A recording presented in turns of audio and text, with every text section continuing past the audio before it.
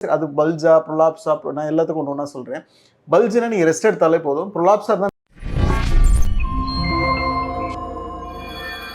நெறைய பேருக்கு இந்த டிஸ்க் பெத்தாலஜி வந்துருச்சுன்னா, அவங்களுக்கு வந்து டிஸ்க் சரியாகுமா? ஆகாதான்னு ஒரு டவுட்டு. ரிசர்ச் ஆர்டிக்கிள் என்ன சொல்லுதுன்னு பார்ப்போம். சில பேஷண்ட்டுக்கு வந்து பார்த்தீங்கன்னா, டிஸ்க் பெயின் வந்திருக்கும் 2 வருஷம் முன்னாடி. அதுக்கப்புறம் வலியே இல்ல. சில பேஷண்ட் சொல்ல வேணாம் சில பேருக்கு. சில பேருக்கு டிஸ்க் பெத்தாலஜி வந்திருக்கும். அதுக்கப்புறம் பெயினே இல்ல. நான் 3 வருஷம் எனக்கு வலி இல்லாம நான் நல்லா இருந்தேன். அதுக்கப்புறம் எனக்கு திருப்பியும் வலி வந்தது அப்படின்னு சொல்றாங்க. சில பேஷண்ட் 10 வருஷம் நல்லா இருந்தேன். எனக்கு வந்து பிசியோ எடுத்தேன் பரவாயில்லன்னு சொல்றாங்க. சில பேர் ஸ்பைனல் இன்ஜெக்ஷன் போட்டேன் எனக்கு பரவாயில்ல.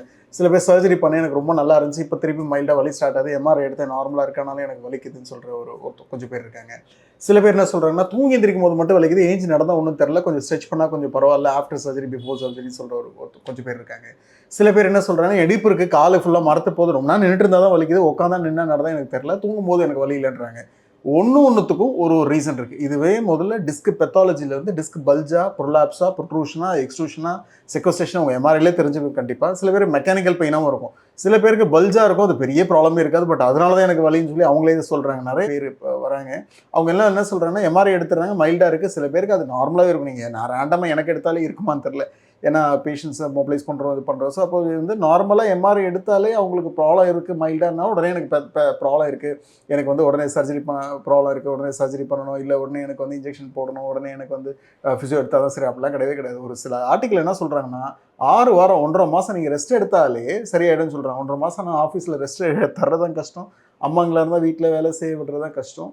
பசங்களாக இருந்தால் ஸ்கூலுக்கு முடியாது. காலேஜ் 1.5 மாதம் லீவ் தர மாட்டாங்க. இதனால் அவங்க என்ன பண்ணுறாங்கன்னா கூடவே வச்சுக்கிறாங்க அந்த பிரச்சனையை. கம்ப்ளீட்டாக 1.5 மாதம் யாராலையும் ரெஸ்ட் எடுக்க முடியாது. நீங்கள் என்ன பண்ணுங்கன்னா, இது வந்து அது ஸ்ட்ரிக்டாக ரெஸ்ட் எடுத்தாலே சரி. அது பல்ஜா, ப்ரொலாப்ஸா நான் எல்லாத்துக்கும் ஒன்று ஒன்றா சொல்கிறேன். பல்ஜ்னா நீங்கள் ரெஸ்ட் எடுத்தாலே போதும். ப்ரொலாப்ஸா இருந்தால் மேபி உங்களுக்கு ஃபிசியோ தேவைப்படலாம். ப்ரொட்ரூஷனான்னு பாருங்கள், மேபி அட்வான்ஸ்டாக இங்கே டீகம்ப்ரெஷன் இருக்குது. நான் ஸ்பைன் எம்டி கூட பிக்சர் போட சொல்கிறேன். இது வந்து ரொம்ப வேர்ல்ட்ஸ் அட்வான்ஸ்டு டீகம்ப்ரெஷன். இது ரிசர்ச் படி உள்ளே போகும்னு சொல்கிறாங்க. இது ரிசர்ச்சில் இது நாங்கள் பேஷண்ட்ஸ்க்கு எடுத்து போஸ்ட் அண்ட் ப்ரீ மாதிரி காமிச்சிட்டு நாங்கள் அது போடுறோம். ஸோ அது ஒரு பக்கம் இருக்குது. ஒரு வேளை எக்ஸ்ட்ரூஷன் போய் ரொம்ப செக்வஸ்ட்ரேஷன் ஆகி கால் ஃபுல்லாக ரேடியேட் ஆகுது, மரத்து போகுது, கொஞ்ச நேரம் நின்று இருந்தாலே உட்காரணும் போல இருக்குது அப்படின்னா மேபி நியூரோஜெனிக் கிளாடிகேஷனாக இருக்கலாம். நியூரோஜெனிக் கிளாடிகேஷன் என்ன கொஞ்சம் நடக்கும்போது அப்படியே மரத்து போயிடும், கால் வலிக்கும், கொஞ்ச நேரம் நின்னா கொஞ்சம் பரவாயில்ல, திருப்பி கொஞ்சம் தூரம் நடக்கலாம் அப்படி இருக்கும். அதுக்கப்புறம் எனக்கு கொஞ்ச நேரம் உட்காந்துச்சா எனக்கு அப்புறம் கொஞ்சம் தூரம் நடக்கலாம், திருப்பி உட்காரணும் அப்படின்னு சொல்லி வரும். அது பேர் நியூரோஜெனிக் கிளாடிகேஷன். அதுலேயும் வந்து வாஸ்குலர் கிளாடிகேஷனாக இருக்கான்னு பாருங்க. வாஸ்குலர் கிளாடிகேஷன் என்னன்னா, சப்போஸ் ஒரு ரத்த குழாய் ஏதாவது பிளாக் ஆச்சுன்னா கூட இதே மாதிரி சிம்டம்ஸ் இருக்கும். அது வெரிகோஸ் வெயின்ஸ் இருக்கா, டிவிடி டீப் வெயின் த்ரோம்போசிஸ் இருக்கான்னு பாருங்க. அப்படிலாம் இருந்தால் நீங்கள் மசாஜ்லாம் பண்ணிடாதீங்க, ஏன்னா சம்டைம் ஜாஸ்தி ஆகிடும். நீங்கள் மேபி ஒரு வாஸ்குலர் சர்ஜன் கன்சல்ட் பண்ணால் ஒரு தடவை ஒரு அல்ட்ராசவுண்டோ இல்லை டாப்லரோ எடுத்து பார்த்து அது என்ன பிளாக் என்ன ஏதோ அதை தேவைப்பட்ட ஒரு ஆன்டிகோயிலான உங்கள் டேப்லெட் மாதிரி கொடுப்பாங்க. ஸோ அது நீங்கள் ஒரு வாஸ்குலர் சர்ஜனை கன்சல்ட் பண்ணுங்கள். பட் இன் ஜென்ரல் இந்த மாதிரி ப்ராப்ளம் இருக்குது சார் எனக்குன்னு சொன்னால் தாராளமாக ஸ்பைனல் டீகம்ப்ரெஷன் எக்ஸசைஸ்